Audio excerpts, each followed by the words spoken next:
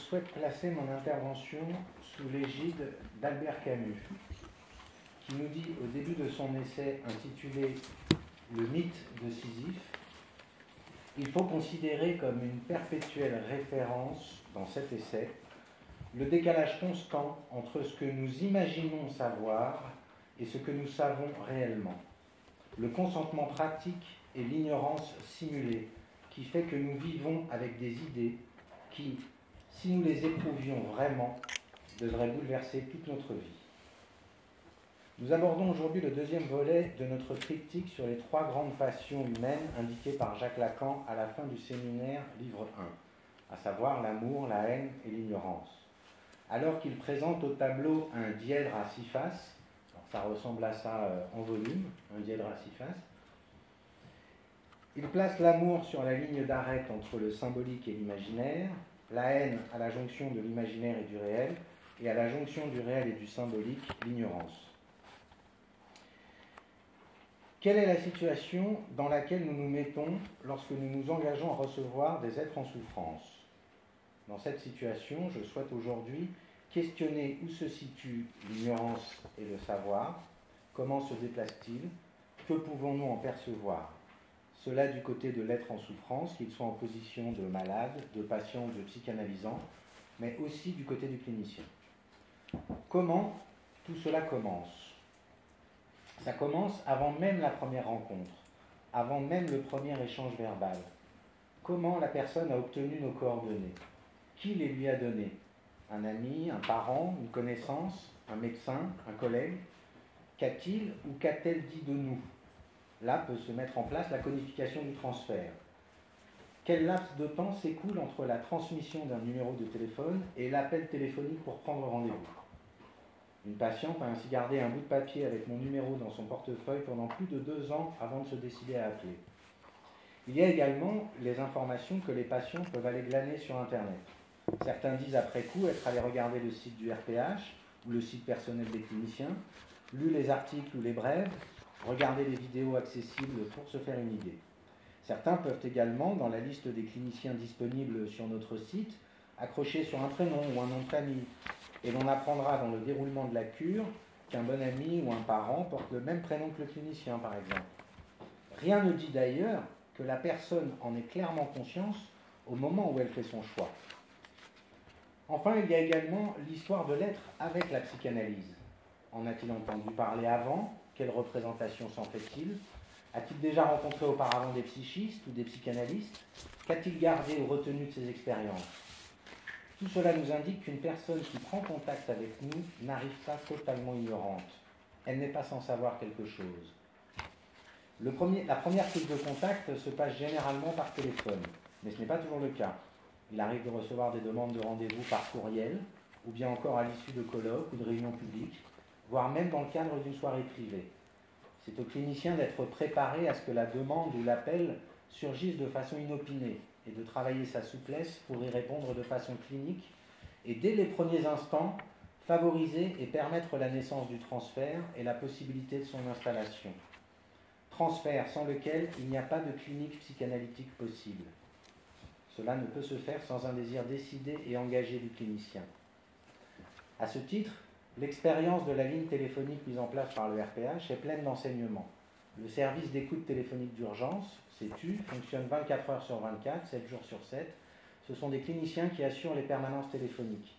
Ce dispositif permet de mesurer l'ampleur des stratégies que l'être peut mettre en place pour ne rien savoir de lui-même et de son désir. Dans son article de 1937, L'analyse avec fin et l'analyse sans fin, Sigmund Freud nous donne comme toujours de précieuses indications. Dans cet article, Freud part du problème de la durée des cures psychanalytiques et tente de répondre à 2 questions. Est-il possible de réduire leur durée et quels sont les éléments qui permettent de dire qu'une cure est terminée? Il dégage 3 facteurs différents dans la constitution des névroses: l'influence des traumatismes, la force constitutionnelle des pulsions et la modification du moi. Il s'agit pour Freud de savoir sur lesquels de ces facteurs, de quelle façon et avec quel espoir, la psychanalyse peut avoir un effet. Nous relèverons ici 3 passages qui nous semblent éclairer la thématique de notre colloque. Lorsque Freud aborde la question des conflits pulsionnels inconscients, il se pose la question de la possibilité de les anticiper et de la pertinence qu'il pourrait y avoir à en informer le patient. Il nous met en garde contre une telle tentation en écrivant « Le patient entend bien le message, mais l'écho fait défaut. Peut-être, pense-t-il, c'est bien sûr très intéressant, mais je ne ressens rien de cela. On a accru son savoir, mais par ailleurs, on n'a rien changé en lui. » Il me semble là qu'il serait plus judicieux de parler de compréhension que de savoir. Nous sommes témoins très régulièrement de l'effort que peuvent mettre les patients et psychanalysants à comprendre et à expliquer. Cela les éloigne de la règle fondamentale. Accroître de façon forcée le savoir du patient n'est donc pas la bonne voie. C'est de lui-même qu'il arrivera à dire « je sais », et cela lui sera beaucoup plus profitable.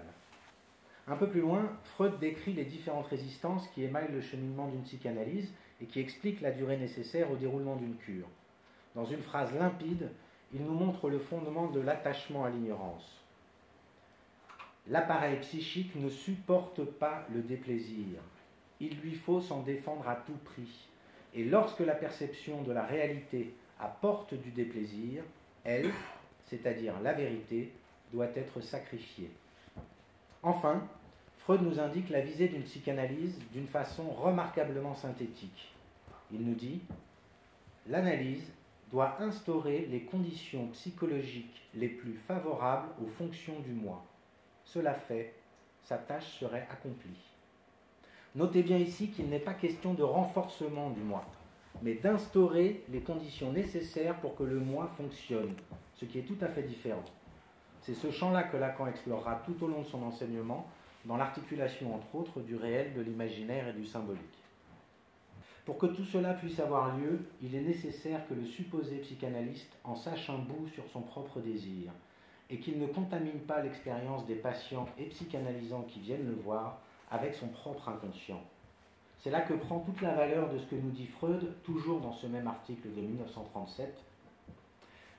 Chaque analyste devrait périodiquement, par exemple tous les 5 ans, se constituer à nouveau objet de l'analyse, sans avoir honte de cette démarche. Cela signifierait donc que l'analyse personnelle, elle aussi, et pas seulement l'analyse thérapeutique pratiquée sur le malade, cesserait d'être une tâche ayant une fin pour devenir une tâche sans fin. C'est pour cette raison que Fernando de Amorim préconise que, pour le psychanalyste, tant qu'il exerce, sa psychanalyse soit sans fin et qu'il ne quitte pas la position de psychanalysant, ce que mettent en œuvre tous les cliniciens du RPH. Pour conclure, je redonne la parole à Albert Camus, qui, toujours dans le même essai, nous dit « À la fin d'une vie, l'homme s'aperçoit qu'il a passé des années à s'assurer d'une seule vérité. Mais une seule, si elle est évidente, suffit à la conduite d'une existence. »